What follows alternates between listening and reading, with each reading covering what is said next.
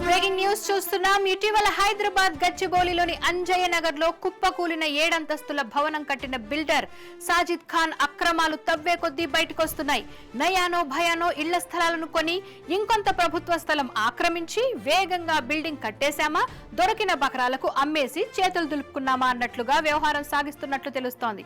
స్థానిక ప్రజాప్రతినిధుల అండదండలు పుష్కలంగా ఉండటంతో అధికారులను మామూళ్ల మత్తులో ముంచి యథేచ్ఛగా అక్రమ నిర్మాణాల దందా కొనసాగించాడు.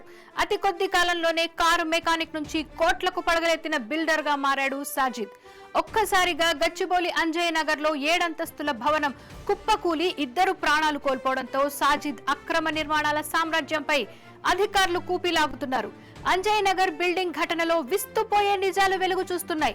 సొంత స్థలం 38 గజాలే అయితే మరో 10 గజాలకు పైగా నాలాను ఆక్రమించి మొత్తం 48 గజాల్లోనే 7 అంతస్తుల భవనాన్ని నిర్మిస్తున్నట్లు తేలింది.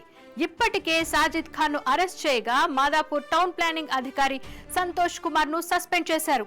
గతంలో తండ్రి వద్ద కారు మెకానిక్ గా పనిచేసిన సాజిద్ గత 4 ఏళ్లుగా స్థానిక ప్రజా ప్రతినిధులు అధికారుల సహకారంతో భూ ఆక్రమణలకు పాల్పడటం ప్రారంభించినట్లు సమాచారం. కబ్జాదారులతో చేతులు కలిపి పేద అమాయక ప్రజలను భయభ్రాంతులకు గురిచేసి వారి ఇళ్ల స్థలాలను తక్కువ ధరకు లాక్కునేవాడని ఆరోపణలు వస్తున్నాయి. ఆపై ఎలాంటి అనుమతులు లేకుండానే బిల్డింగ్స్ నిర్మించి అమ్మేయడం అతనికి అలవాటుగా మారింది. గత 3 ఏళ్లలోనే 5 బిల్డింగ్స్ కట్టిన సాజిద్ భారీగా లంచాలు ఇవ్వడంతో మున్సిపల్ అధికారులు ఎవ్వరూ అతడి అక్రమ నిర్మాణాల వైపు కన్నెత్తి కూడా చూడలేదని విమర్శలొస్తున్నాయి.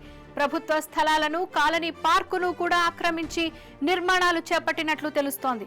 ఇలా అక్రమ నిర్మాణాల దందాతో అతి తక్కువ కాలంలోనే కోట్ల రూపాయలకు పడగలెత్తాడు సాజిద్. అయితే సాజిద్ ఖాన్ కు సహకరిస్తున్నది ఎవరు, ఎవరెవరితో కలిసి ఇలాంటి అక్రమ నిర్మాణాలు చేపడుతున్నాడనే దానిపై ప్రశ్నలు వినిపిస్తున్నాయి. సాజిద్ వెనుక ఉన్న నేతలు, అధికారులపై ప్రభుత్వం ఎలాంటి చర్యలు తీసుకుంటుందనేది ఆసక్తికరంగా మారింది. అక్రమ నిర్మాణాలను ఉపేక్షించేది లేదని హైడ్రా కమిషనర్ రంగనాథ్ స్పష్టం చేసినప్పటికీ ముందు ముందు ఏవైనా ఒత్తిడులు ఎదుర్కొంటారా అన్న అనుమానాలు వ్యక్తమవుతున్నాయి. ప్రజల ప్రాణాలను బలి తీసుకున్న ఇలాంటి బిల్డర్లపై ప్రభుత్వం, హైడ్రా కఠినంగా వ్యవహరించాలని డిమాండ్లు వినిపిస్తున్నాయి. ఈ నేపథ్యంలో ఎటువంటి చర్యలు ఉంటాయనేది కూడా చూడాలి.